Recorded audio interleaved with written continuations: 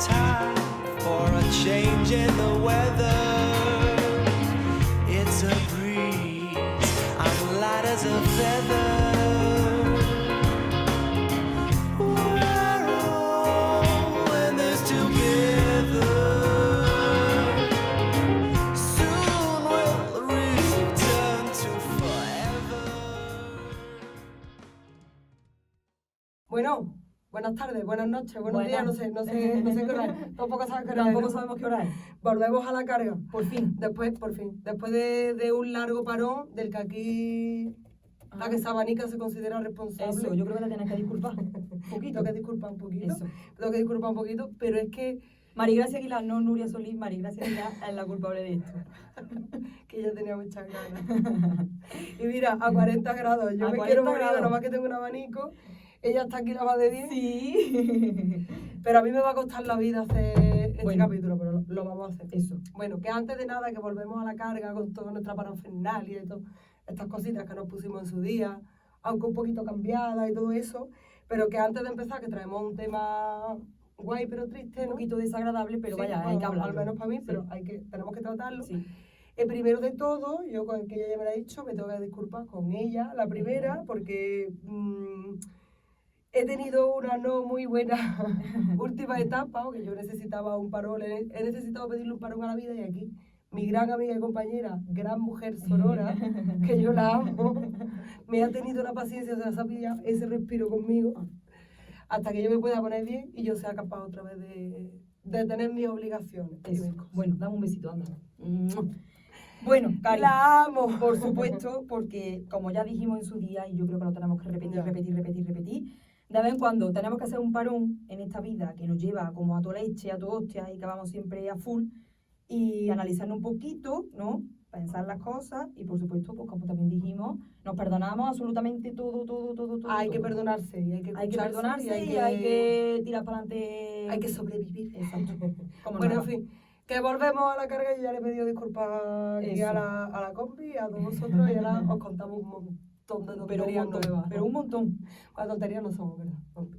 A ver, Que en fin, voy. Cuéntame. Que vamos a hacer un capítulo que ya hemos dicho, un pelín triste, por decirlo de alguna manera, pero que es algo que tenemos que hablar porque está muy de actualidad. Ahora mismo nos está tocando y nos toca la fibra y creo que a pesar de los años nos persigue y creo que es bueno que lo tratemos. que lo No sé cómo tratemos. tú lo ves. Pues sí. Pero bueno, yo antes, para destensar un poquito el ambiente, ¿vale? Porque se va a poner ahora un poquito Yo me tenso relaje. y que tú te relajes también. Yo quiero compartir contigo y con todos los oyentes, ¿vale? Una cosa que leí el otro día que me parece súper fuerte, ¿vale? A ver, me terminé el ensayo de Bell Hooks, que lo tengo por aquí, por cierto, que se llama Todo sobre el amor, en el que ella hace un análisis del amor en nuestra sociedad y de cómo los seres humanos nos comportamos ante esta emoción, ¿vale? Bueno, pues ella dice esta cosa tan interesante que no se nos debe olvidar. Amigos A ver, y amigas y amigues, pero sobre todo, amigos. amigos con Ojo, a ver, ella cita en su libro una frase que dice: mientras el individuo permanezca en la etapa del desarrollo psicológico, donde la única figura femenina que cuenta es la madre, no puede madurar y convertirse en un hombre. Si no es capaz de dirigirse a una mujer de su edad, seguirá siendo un individuo caprichoso, dependiente e infantil. Y añade ella, Bell Hooks, si está unido a su madre por un afecto sincero, tiene más posibilidades de ser un buen amigo, un buen marido o un buen compañero. De lo contrario, esperará de esa relación la satisfacción de todas sus necesidades. No me digas tú a mí que esto no es lo más verdad y lo más interesante que te van a contar esta noche a ti. esta noche porque son las 12 de la noche ya la descubierto ella. Además de verdad, y tanto hermana, que va a ser de lo más interesante. Sí. Y no voy a ser yo la que contradiga este pedazo Hombre, de por mujer. favor, Te lo digo yo, que no. Me Por faltaría supuesto que más contradecía Bell Hooks. Eso. ni sin querer. Pero bueno, que también con este tema se abriría un gran melón, que ni siquiera lo vamos a tocar, porque se merecería a lo mejor incluso un capítulo entero. Pues sí, No. la verdad.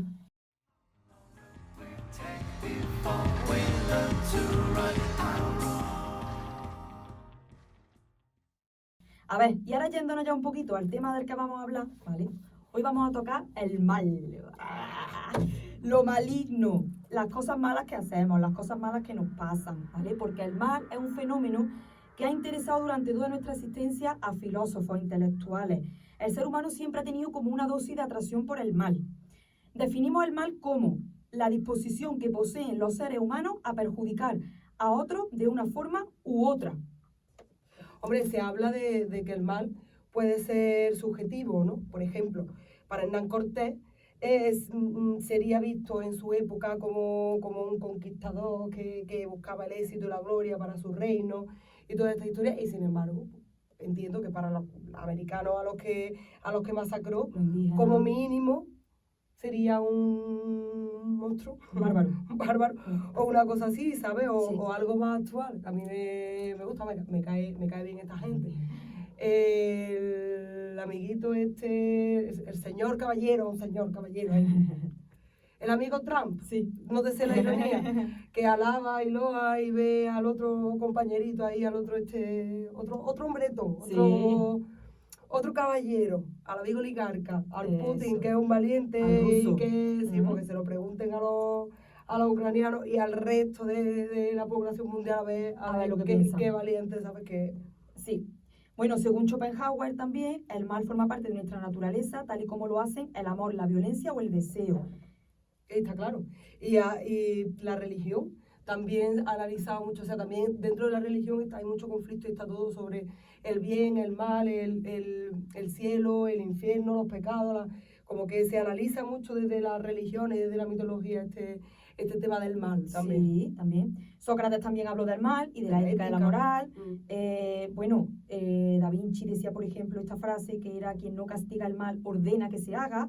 También, Qué potente. potente a tope. Platón, Aristóteles y Kant hablaron también mucho del mal, pero nosotras, como no somos filósofas y no hemos marcado aquí una clase de filosofía, como de torpe, Para los torpes que somos. como de torpe, pues imagínate si alguien no escucha que haya estudiado filosofía y dice, pues esta gente qué coño están diciendo estas dos. En fin.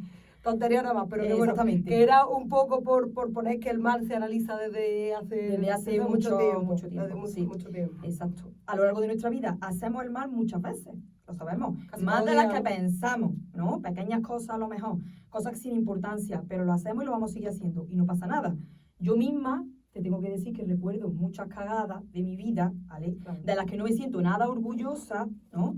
Y pienso algunas veces, pues quizás podría haberlo hecho mejor, ¿no? A ti te pasa O de eso otra también? manera, hombre, yo creo que a mí me pasa y que eso le pasa a todo el mundo. Y además que también hay diferentes formas de hacer el mal, porque no todo el mundo hace el mal de mala fe, me refiero. Que hay gente que conscientemente hace un mal o provoca una cosa mala o dice una cosa mala o hace daño a un grupo de personas, a una persona o a lo que sea, ¿no? Desde la conciencia, sabiéndolo. Y hay gente que inconscientemente en su vida toma una mala decisión o piensa que está haciendo una cosa bien, pero claro, hay daños colaterales, como yo digo, hay personas en medio, cosas o situaciones que se complican y tú te crees que has hecho algo malo, te arrepientes porque en realidad es algo malo lo que tú has hecho, pero no lo has hecho con una intención mala, Sí, ¿sabes? Y sí. eso es que hay diferencia entre los tipos de mal, pero que al final no dejamos de hacer el mal, como que todos tenemos un fondito, un trasfondo malo, que nos aflora de una manera. Todos somos malos y en todos somos otra. buenos, digamos. Exactamente, una cosa así. Una cosa Depende así. de la parte que estés. Claro. Y lo que hagas, eres Exacto. bueno Sí, o sí, eres sí. malo. Claro, a veces pues no sabemos muy bien movernos dentro de los conflictos, no pasa nada, lo que he dicho, nos va a seguir pasando, tampoco pasarse, no un gradito de maldad, pero tampoco gradito. pasarse mucho. No hay que ser malo. Un gradito de maldad. A veces la persona a la que dañamos no nos perdona nunca, ¿no? Y Ya. tú pues no quieres que así sea porque tú, claro, no quieres vivir con eso en tu conciencia, tú quieres que te perdone porque, joder, tú te arrepientes, De entonces, repente quieres tener quiero que me perdones. tu, En fin. tu conciencia tranquila, por Exactamente. decirlo de alguna De manera. alguna manera, exactamente. Exacto.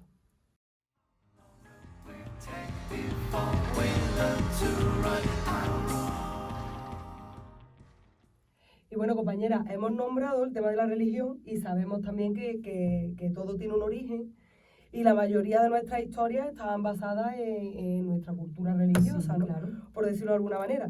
Y ya hemos hablado muchas veces que esta influencia de la religión en nuestra cultura es brutal Y por supuesto, la historia del bien y del mal no se podía quedar atrás. Hombre, por favor. Lo tenemos claro. De hecho, quiero contarte una historia que vamos a entrar ya en materia, En de lo que sí. traemos hoy de verdad, Sí.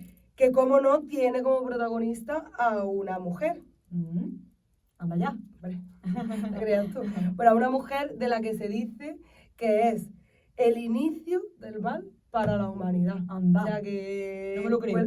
Cuélgatelo tú, qué novedad, ¿eh? Igual pensabas que no íbamos capaces de ser culpables de No me esto. lo creo. Pero chicas, somos mujeres. Ya. ¿Qué te pensaba? No podía esperarse menos. Pero en fin, nosotras, creadoras de todo mal, ¿vale? Voy, Sí. fuera de coña. Sí. Yo fuera de coña. No sé, pero no sé si por casualidad te suena a ti el nombre de Lilith. Hombre, Que yo quiero contar la historia de Lilith. No sé si a vosotros os suena también. Me suena porque lo he visto en el guión. Antes no lo había escuchado. Me suena porque lo acabo de leer. Porque lo acabo de leer. No, pero nunca hemos hablado nosotras de Lilith o de... Puede que hemos sí, comentado que, alguna cosa. bueno, no me quiero adelantar, pero de lo que vaya a hablar, Puede que te posiblemente suene. lo hayamos comentado, sí. Pero bueno, que hay un breve apunte sobre ella en la Biblia y siempre ha estado como muy presente en las costumbres de la mitología hebrea, ¿no?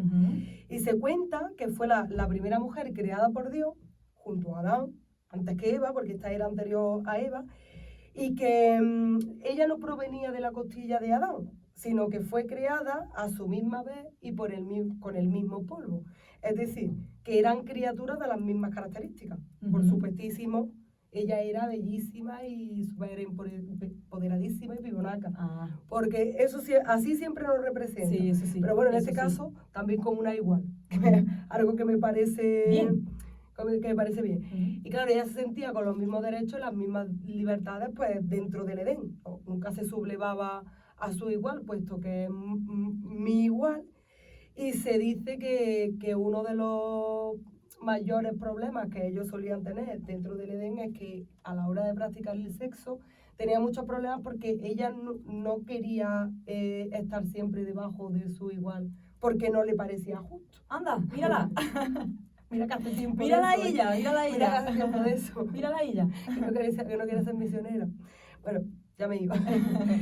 que bueno, que por esto fue desterrada del Edén y fue desterrada como una mujer impura y que era como un ser maligno. ¿Por qué no se quería poner debajo?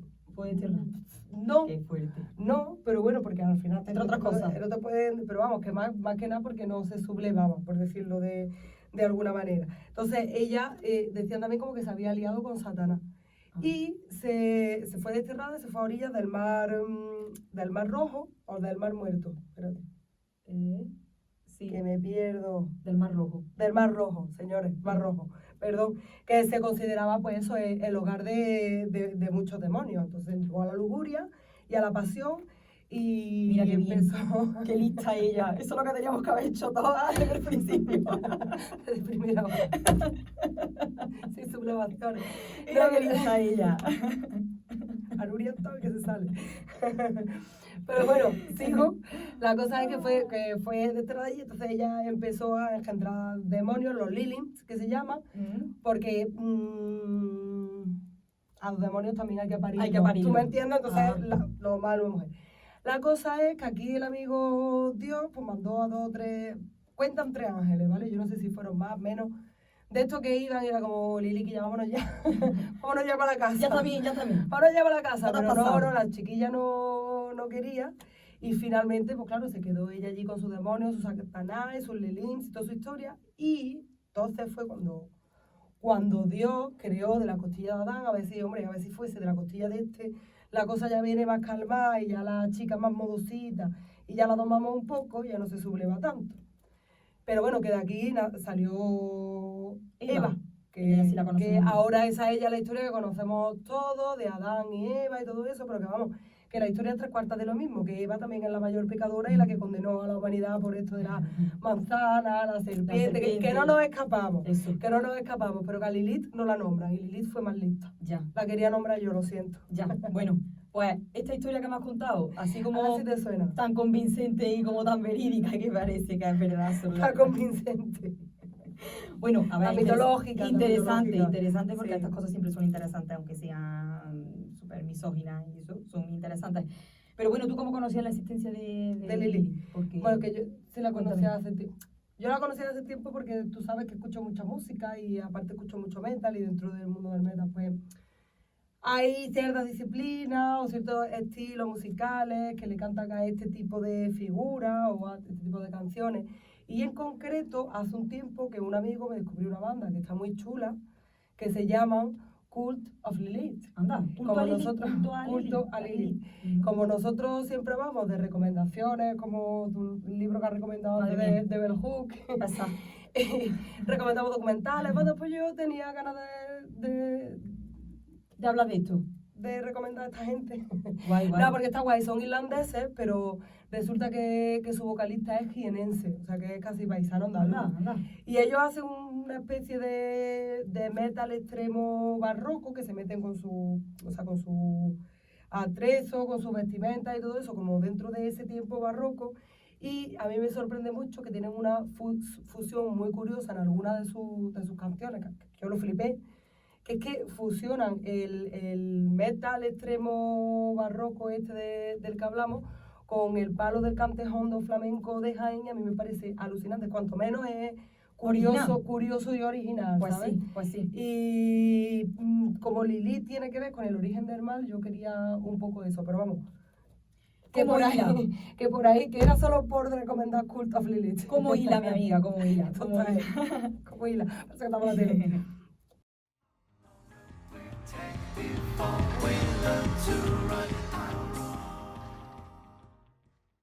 Bueno, pues tú has hablado del mal desde un punto de vista pues religioso, mitológico, de los albores de la humanidad, pero yo te voy a hablar del mal desde un punto de vista un poquito más contemporáneo, ¿vale? Porque claro, si algo es el mal en el plano terrenal, son los nazis. Tú ves una esvástica o un uniforme nazi o eso y tú dices, el mal. Ahí no hay duda, ahí todo está ya hecho y tal cual. Sí, también como que se relaciona con la guerra, ¿no? También. Con la muerte y esas cosas. También. Y la verdad que creo que la guerra es la máxima expresión de la masculinidad tóxica, ¿sabes? Por decirlo de alguna manera. Es como la absurda necesidad esta de poder y control llevada a la máxima escala o al extremo. Exacto. O algo así. Exacto. Algo así lo veo. Bueno, muchos hombres han analizado el mal, muchos hombres heterosexuales sobre todo, pero pocas mujeres lo han analizado, ¿vale? Entonces yo te quiero hablar de una mujer que para mí es brillante, ¿vale? Que es Hannah Arendt. Es filósofa, política, Ya no la nombraste en el último teórica, capítulo. Exactamente, la nombré. Ella trató muchísimo el mal, sobre todo analizando los experimentos totalitarios del siglo XX, ¿vale? Entonces, estoy segura de que si ella viviese en este momento, pues seguramente criticaría mucho lo que está haciendo este hombre ruso allí en Ucrania. El oligarquita. Ese. Bueno, pues esta señora alemana, de origen judío, vivió en Alemania y en los penosos años 30, ¿vale? Ya sabemos todo lo que pasó, Que había movida. ya había allí historia, pues decidió emigrar, porque el régimen nazi, ¿vale? Le quitó la nacionalidad alemana. Entonces, ella vivió como apátrida, sin nacionalidad, hasta 1951, que le dieron la nacionalidad estadounidense. Que de 20 años, ¿eh? Ojo, desde los años 30 hasta el 51, ella no estuvo vagando por ahí por el mundo porque no tenía nacionalidad. No era de ningún sitio. Exactamente. Entonces, en 1961, 10 años después de que ella tuviera la nacionalidad, ya era una mujer famosa, ya había escrito los orígenes del totalitarismo, en fin, ya había tocado bastante el tema político y demás, pues la revista New Yorker la escogió para enviarla a cubrir el juicio de Adolf Eichmann en Jerusalén. ¿Vale? Una vaina menos. Una vaina menos. Bueno, este es uno de los nazis que fueron de los mayores criminales de la historia. Como ya dije, fue coronel de la SS y fue acusado de ser uno de los cabezas para la solución final proclamada por los nazis, que fue el exterminio de los judíos. Entonces, ella redactó por artículos todo el proceso llevado a cabo a Adolf Eichmann, este hombre. Bueno, y esto mientras a uno le resultó una obra maestra, ¿vale? A otro, pues, se lo llevaban los demonios por lo que estaba diciendo esta mujer. Bueno, ella recopiló más tarde una versión más ampliada, ¿vale? Que es una de sus obras cumbre, que se llama Eichmann en Jerusalén, un ensayo sobre la banalidad del mal, que es como nosotros vamos a titular este capítulo. ¿Lo hemos titulado? Lo hemos titulado, sí. Básicamente. Sí. Bueno, en este libro la escritora desgrana todas las causas que propiciaron el Holocausto y también desentraña un poquito la personalidad de este hombre, de Eichmann. Es que mucha gente le dice Eichmann, en fin, Eichmann, para que no entendamos. Como a ti te guste más, por eso lo estás nombrando tú. Eichmann, vale. Bueno, dice de él que es una persona mediocre, que no tenía, ojo, fuertes convicciones antisemitas, que había trabajado como funcionario de Estado y que en realidad era un hombre como casi normal, ¿no? Un hombre de a pie. De a pie. Arendt elabora tras este estudio la siguiente tesis, que dice así: el juicio de Eichmann no pretendía condenar al nazismo, ni siquiera al antisemitismo, pretendía condenar a la persona. ¿Qué pasa? Que como persona el problema vino cuando Adolf Eichmann empezó a decir y a defenderse y claro, empezó como a hacer parlamentos de que en lo personal él no tenía nada en contra de los judíos, que solo formaba parte de un sistema burócrata y que si no hubiera sido él, hubiera sido cualquier otra persona, claro. que era una pieza más del engranaje, ¿vale? Que solo cumplía órdenes. Esto nos suena también un poquito reciente. ¿A que sí? Esto no, Está lo claro, escuchamos, lo que está pasando, que lo se cumplen- escuchamos mucho. Que se cumplen, pero que sí, que entre comillas, es verdad, si no es él, hubiese sido cualquier otro. Exactamente. La cosa es que esta estrategia que ha utilizado como de defensa fue la que utilizaron muchos nazis en los juicios de Nuremberg, ¿vale? Entonces, ella llega a una conclusión y dice que cualquier persona mediocre, sin tener fuertes convicciones ideológicas, como ya te he dicho, este hombre decían que no tenía fuertes convicciones antisemitas, es capaz de cometer las mayores barbaridades vistas en la humanidad. Y a este fenómeno es a lo que ella le llama la banalidad del mal, ¿vale? Es como que le quitas carga al mal, como que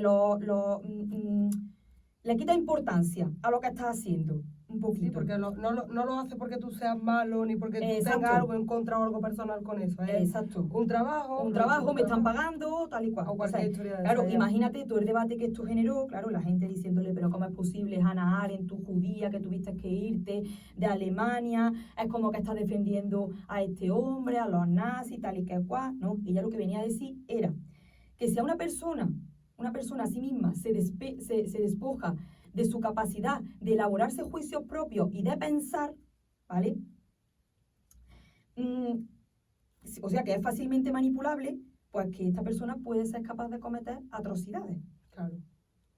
Porque se deja de manipular y porque, lo que dicen, forma Porque parte... no considera que esté haciendo algo malo en lo que está haciendo. Exactamente. Se lo está desempeñando como un trabajo, se lo está desempeñando como... Exactamente. Entonces, ella hace, digamos, esta tesis y ella defiende esto. Bueno, yo no voy a entrar en si Hannah Arendt lleva o no lleva razón. Pienso que en algunas cosas sí, pienso que en algunas cosas no, Totalmente. porque creo que, bueno, en todos estos procesos que se hacen en la sociedad de todo esto, de genocidio y todo esto, creo que ahí hay un pozo, pues, de racismo, de maldad importante, ¿vale? No es todo que haga un trabajo, claro. También, hombre, tienes que Existe prestarte la humanidad, ¿no? Y la conciencia, empatía y en esas fin, cosas. tienes que prestarte, pero lo que está claro es que esta mujer lleva un poquito de razón en algunas cosas que dice. De las que dice, está claro. Y también que lo vemos, que en nuestro día a día y por seguir la ley o por cumplir órdenes hacemos cosas que no son nada aprobables, pero nada aprobables. No a tal escala como eso, como matar o hacer un genocidio de gente, terminar una raza o terminar, no a ese nivel, pero sí quizás cosas que si las piensas un poquito, No la haría. no las haría. Exactamente, así es, exactamente. así es. Desde Sócrates y Platón, entendemos que el pensamiento es algo así como el diálogo silencioso que el alma tiene consigo misma. Al negarse a ser una persona, Eichmann pasó a ser su propia víctima, renunciando sin saberlo a una de sus grandes facultades, la capacidad de pensar. Y como consecuencia, cuando dejó de pensar, dejó de discernir. Fue la incapacidad de pensar la que hizo posible que muchos hombres, digamos normales y corrientes, cometiesen actos de barbarie a una escala enorme. Actos que nunca antes se habían visto jamás. Es cierto, he tratado estos temas desde una perspectiva principalmente filosófica. La esencia del pensamiento al que me refiero, no es la del conocimiento. sino la que distingue entre el mal y el bien, entre lo bello y lo feo. Y lo que yo busco es que el pensar dé fuerza a las personas para que puedan evitar los desastres en aquellos momentos en los que todo parece perdido. Bueno, una cosa te voy a comentar así como rápida, ¿vale? Porque el antisemitismo, ya que estamos hablando de él, tiene muchísimo que ver con la caza de brujas. Hombre, Muchísimo que ver. De hecho, la imagen que nosotros tenemos en nuestra cabeza de la bruja se representaba, al igual que a los judíos, con la nariz grande y ganchuda. y están relacionadas las dos figuras. Exactamente. Un Son poco dos para- dios que se unen ahí. Para una cosa y para las mujeres y para los judíos, ¿no? Exacto. No. Pues bueno, ya que saca el tema aquí, la compra el tema de las brujas, y que no estamos Que desvariando, está un poquito de actualidad. que no estamos, está bastante de actualidad otra vez y que nosotros no estamos ya nos desviamos un pelín de la conversación. Voy a contar yo una cosa también que me parece muy curiosa y que además no podía ser de otra manera. A ver qué os parece. Vamos a Venga, ver. cuéntame. ¿A que no sabe quién inventó el primer juguete sexual femenino hace la tira de años? Hace la tira de años. Dímelo, sí lo sabes. Bueno, Exacto, la bruja. Ya lo sabía. Las brujas, ¿verdad? Es que os tengo que contar, que a mí me pareció súper curioso y yo aluciné con esta noticia que me encontré. Pues verás, se cuenta por ahí que las escobas, estas que tienen las brujas que todos conocemos, que se representan así en los dibujos, en los disfraces, en los Sí. libros, etcétera, pues supuestamente estas escobas se utilizaban para volar, ¿no? Pues efectivamente, se utilizaban para volar. De placer, hermana. Al cielo, al cielo. Así lo quería.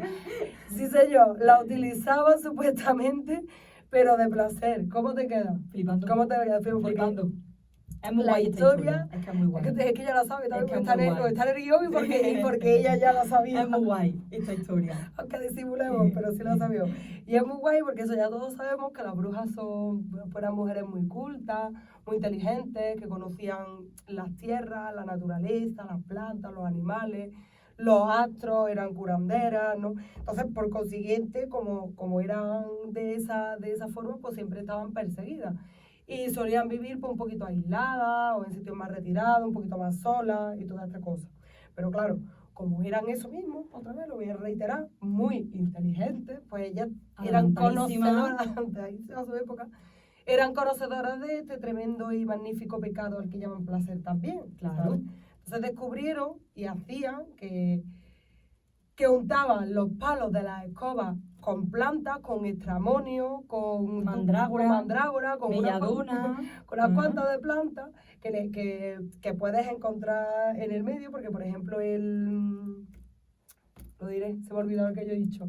El extramonio. El estramonio es alucinógeno, total, que untaban esto en los palos de las escobas y al frotarse con los genitales pues entraban en una especie de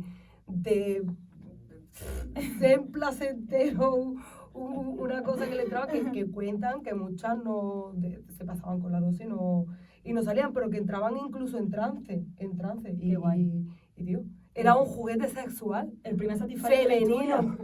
El palo de una escoba, ¿eh? Muy fuerte, yo flipé. Yo no Es muy sé guay, ella, es pero muy guay yo esta historia, sí, sí. flipé. Esta historia es muy guay. Flipé. O sea, que es que untaban el extramonio y como que tenía un orgasmo ahí para flipar. Pues sí, pues tal cual. Bueno, Pues tal cual. esta historia es muy, muy guay, ¿vale? Y muy curiosa y vaya, y es tremenda, entonces es tremenda. llamamos la escoba de la escoba bruja. voladora de la bruja entre las piernas y es por eso, fuerte, ¿verdad? Bueno, nosotras tenemos un capítulo que hablamos de la casa de brujas, que Sí. está muy interesante. El que no lo haya escuchado, por favor, escucharlo, porque nuestros capítulos más o menos son interesantes y nos lo curramos mucho, así que por favor, La escucharlo. humildad prima aquí por su belleza, por favor, escúchennos, por Así favor. que por favor. Que bueno, que como dice la compañera, tenemos unos cuantos capítulos y en algunos ya hablamos de la casa de brujas y está muy interesante. Si os interesa, Castor Lila Eso. en YouTube. Que bueno, que ahora sí voy a retomar el tema, porque no hemos ido por los cerros de Úbeda, como se dice, por los cerros, esos que ahora otra vez en este tiempo de calor parece que está tan de moda meterle madre fuego, mía. que yo no he visto cosas igual, qué Sí. locura y qué poca conciencia y qué poco de todo. Pero bueno, que me vuelvo a ir por los cerros de Úbeda y me enfado. Retomo, Venga, ¿vale? a ver. Que tú nos has hablado cómo han opinado las mujeres, o en este caso, cómo ha opinado Hannah Arendt, Sí.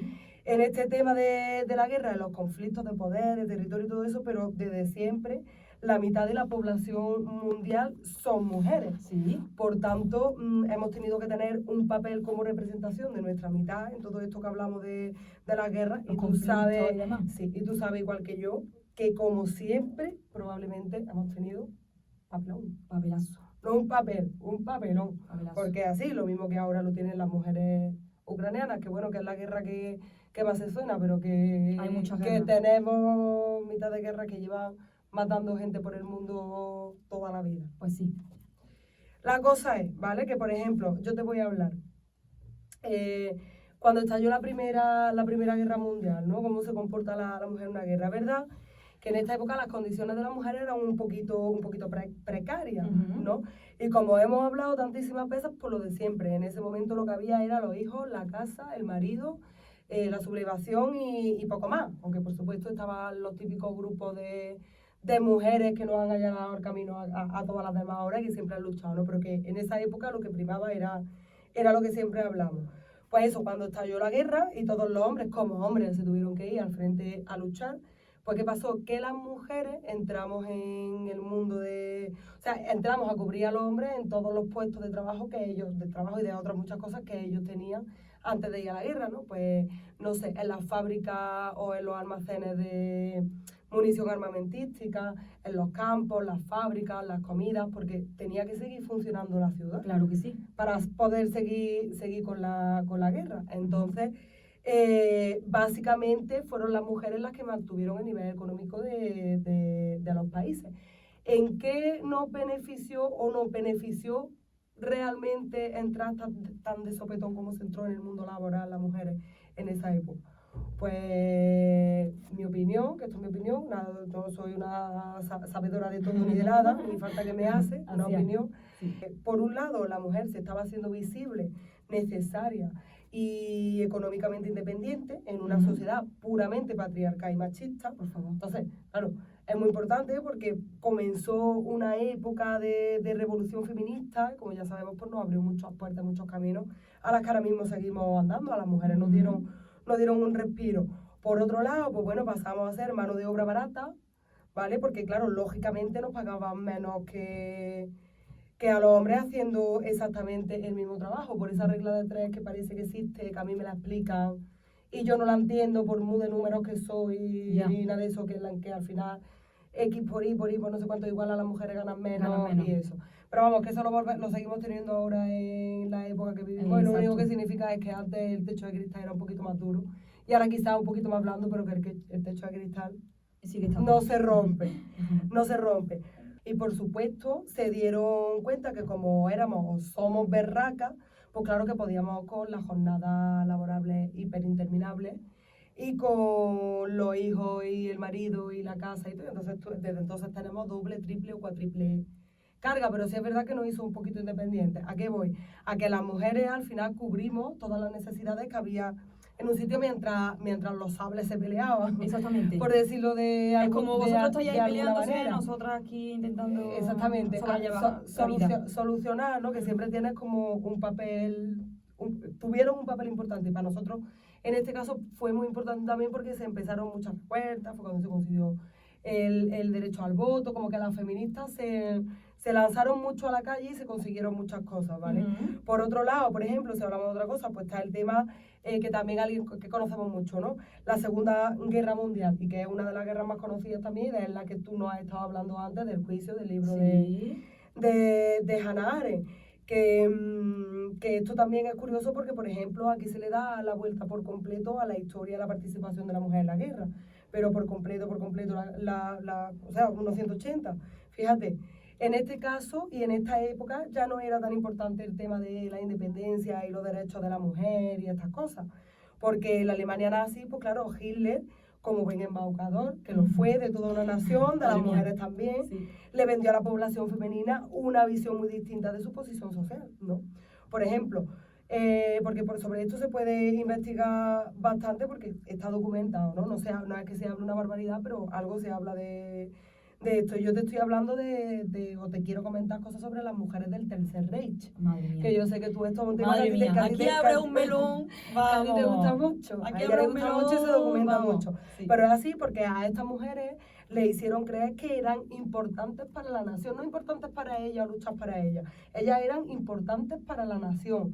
Y todos los derechos que tenían que tener y todo lo que ya se tenía que conseguir, ya se había conseguido.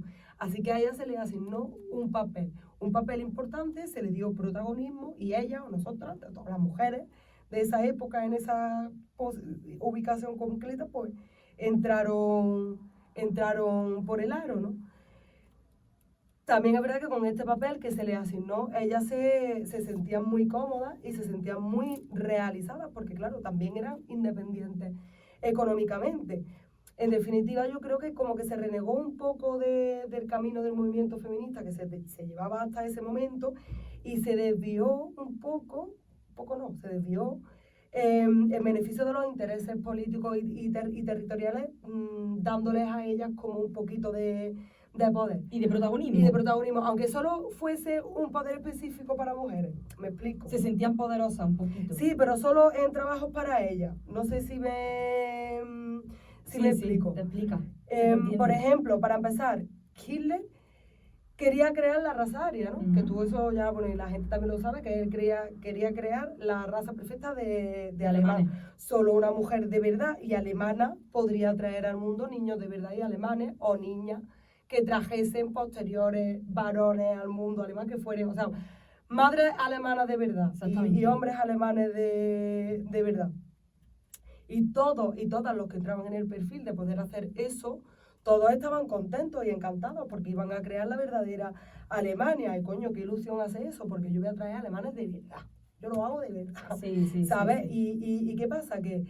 Que había también gente que no entraba en el perfil y era de la misma Alemania, ya ni siquiera eran judíos, eran alemanes que a lo mejor 2 generaciones atrás algún pariente había tenido una discapacidad o eran estériles, o traer alguna tarita de fábrica que al señor aquel que había allí, el embaucador, no le hacía mucha gracia, y esta historia, y tú ibas andando lo mismo que fueron andando los judíos. Y ahí hubo también mucha controversia porque entre los mismos alemanes se exterminaban alemanes. Así es. O sea, entre los mismos alemanes Así es. hacía el mal.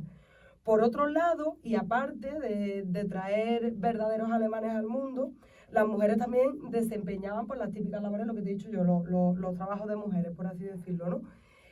Hacían labores de enfermería, de limpieza, de administración, de telefonista, se trasladaban a los campos de concentración, se emancipaban de sus casas, se labraban un futuro. Claro, tú eras una chica con 18 años de la Alemania nazi que empieza el país a repoblar, que a ti te dicen que tú te vayas a currar de enfermera, que tú, tus padres o lo que sea, te han podido permitir que tú te estudies, que tienes tu salario, que tienes tu sueldo, que tienes tu tasa emancipada, tú vives en la parte buena del campo de concentración, conoces militares, vas a buscar un marido, no sé, a ti te lo pintaban todo tan bonito, Claro, que tú tenías una vida solucionada, pero lo que no estaba siendo consciente de que tú todo eso que estás consiguiendo lo estás consiguiendo a costa del sufrimiento y de la muerte y de la vida de otros seres humanos. Porque claro, es lo que verdad decía Hannah Arendt. que había mujeres, claro, Al final es lo mismo. es lo mismo, había mujeres que gestionaban campos de concentración, gasificaciones, atrocidades médicas, en fin, una cantidad de barbaridades impresionantes y que fueron llevadas a cabo y organizadas por mujeres.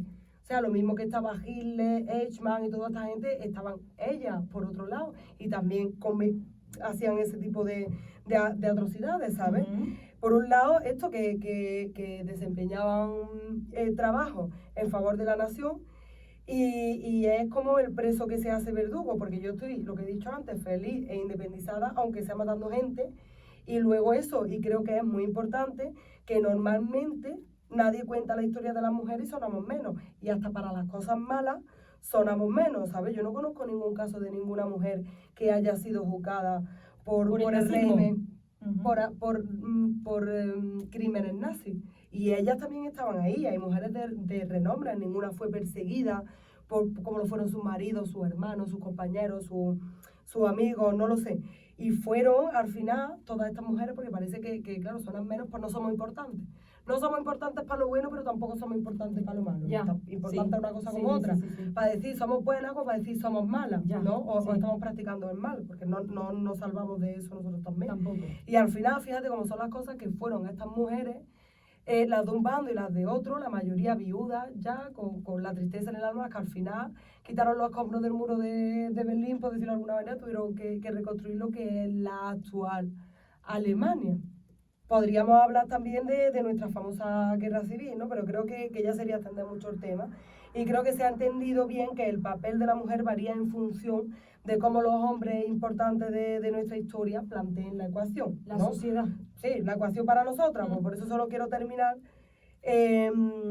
con una cosa aquí para la mujer y la guerra. Me gustaría recomendar un libro que está muy bien, que creo que a ti te va a gustar, no sé si te lo has leído al final o no, que es de Meike Siervogel y que se llama Magda Goebbels, que se esconde tras la mente fanática de la mujer que asesinó a sus 6 hijos. 6 hijos, Ojo, muy ojo. fuerte.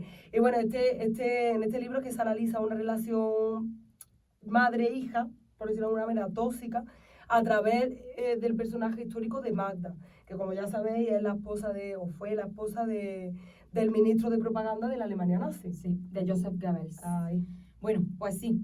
Bueno, aquí has tocado un tema un poquito desconcertante, Ujú. porque esto todavía como que nos cuesta asimilarlo lo que pasó y todo lo que hizo esta mujer, en fin. Pero sí. Pero el libro está muy bien. El libro está seguro que está Está súper muy bien. bien. Sí, yo no lo he leído, lo leeré. Pero poco se habla de las mujeres del Tercer Reich. Poquísimo. Y ahí poquísimo. sí que está documentado, porque yo he Sí, visto algunas sí, cositas sí, está. que están muy bien. Magda Goebbels se consideró la primera dama del Tercer Reich, puesto que Hitler no se casó hasta prácticamente 48 horas antes de morir con Eva Braun, ¿vale? Y es que esta era muy radical, esta Sí. era muy... Sí, de las que de verdad sentían todo eso. Sí, era sí. muy radical. Bueno, y que hay un documental buenísimo que se llama, no sé si es Las mujeres del Tercer Reich o Las damas del Tercer Reich, no estoy Yo segura, creo que las damas del Tercer Reich, pero vamos, una cosa así. que explora un poquito la vida de estas figuras, Magda Goebbels, Eva Braun, y las que estaban ahí como más pegadas a todo esto que has dicho tú. Bueno, compañera, para ir terminando, Pues sí, porque yo tengo mucho calor. yo te No voy a puedo contar, más. yo te voy a contar así como de una manera rápida, así, una cosa que me resulta un poquito divertida, ¿vale? Porque ya que hemos tenido este tema así como más serio, vamos a hablar algo de más divertido. Porque, a ver, yo no sé si esto tiene mucho que ver con el mal, pero yo creo que sí, porque también se considera mal pues la sabiduría, la inteligencia, el conocimiento, porque claro, es lo que he dicho, no puede ser manipulable. Al menos como lo usen, ¿no? Exactamente, Está no claro. puede ser manipulable, entonces pues esto también como que se considera mal. Y yo te voy a hablar del grupo de Bloomsbury. Jolín, que llevo con esto Nice. mucho tiempo queriendo Nice. contarlo. Vale, en los inicios del siglo XX, en la Inglaterra victoriana, una sociedad así como oscura, patriarcal, hermética, lúgubre, de mucho boato, muchas pompas. Este grupo como que fue un poquito la luz y la flor y la nata, ¿no? Como que fueron un poquito más... iban por otro rollo. En En otra onda. Y atención, porque este grupo estaba capitaneado por dos pibones alucinantes, Hiperpibones. y por pibones que eran Virginia Woolf y su hermana Vanessa, ¿vale? Ella sí. Estupendísima la dos. Una escritora y la otra pintora. Bueno, pues cuando se mueren los padres de ella, ¿vale? Se trasladan los 4 hermanos, porque estaban ellas 2 y 2 hermanos mayores, varones, se trasladan a Gordon Square, el distrito de Bloomsbury, ¿vale? Y allí, pues claro, 20añeros todos, pues empiezan a liarse allí unas fiestas y unas cosas que tremendas, ¿no? La vida del estudiante. La vida del estudiante. Bueno, empiezan a asistir a esa casa los compañeros de uno de los hermanos que estudiaban en Cambridge, ¿vale? Ten en cuenta que ellas dos, Virginia y Vanessa, por su condición de mujeres, no podían ir a la universidad. Entonces, claro, ellas allí codeándose con la gente toda esa gente, universitaria, ya hablando ves. de temas importantes, tal y cual, pues como que ellas estaban encantadísimas. Regalada. ¿no? Exactamente. Compadre. Bueno, todos artistas, intelectuales, pintores, escritores, grandes figuras, como por ejemplo el economista Keynes, asistía también a estas reuniones. Bueno, era tremendo. Después Virginia, por supuesto, superó en talento muchísimo a muchos de ellos. está Aunque no fue a la claro. universidad, superó Está muchísimo en clarísimo. talento. También empezó a asistir a estas reuniones Leonard Woolf, con el que ya después se casó, ¿no? Bueno, esta gente tenía unos hábitos pues súper aperturistas en el tema de pues feminismo, política, sexualidad. Ojo, porque es que allí se liaban todos con todos. Allí había un despiporre que no veas, muchos artistas gays. Moderno. Muy modernos, muchos artistas gays también. En fin, que yo recomiendo muchísimo leer sobre los Bloomsbury porque tiene Mola una mucho. historia súper Está chula. muy guay, está Sí, muy sí, guay. sí. De hecho, yo fui allí a Londres, pasé por el barrio de Bloomsbury y pasé por Gordon Square y allí en las casas tienen sus placas porque es verdad que allí vivían todos muy cerca unos de los otros. Ya te digo que ellos se lo pasaron en grande y Virginia Woolf definió esa época como una época verdaderamente de felicidad. Así Maravillosa. que los Bloomsbury, tremendo. También quiero decir que hay una casa a la que se fue a vivir Vanessa, que se llama Charleston Farmhouse en Sussex, que se puede visitar todavía porque ella en esa casa y el marido, que se llamaba Quentin es el hijo, Clive Bell, pintaban en las paredes de la casa. Entonces esta casa se Y puede está visitar conservada. y está súper Cierto. chula. Tendríamos que ir un día a esa casa porque qué guay, ¿no? Pero las dos juntas, ¿no? Así que ya Nunca está. viajamos juntas, al menos. Así que ya está. Nada, que yo creo que por hoy ha quedado bastante completo. Después del calor que tengo, de lo que me ha regañado.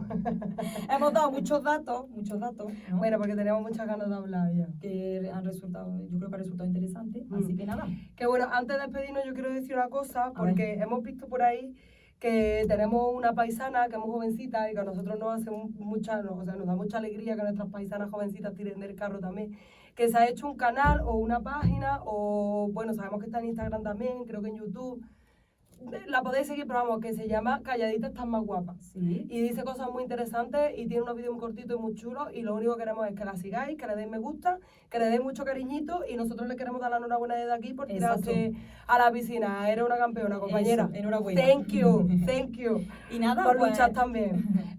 Y nada, pues ya nos vemos. Nos vemos en la próxima. Yo voy a seguir pegando esperemos maricas.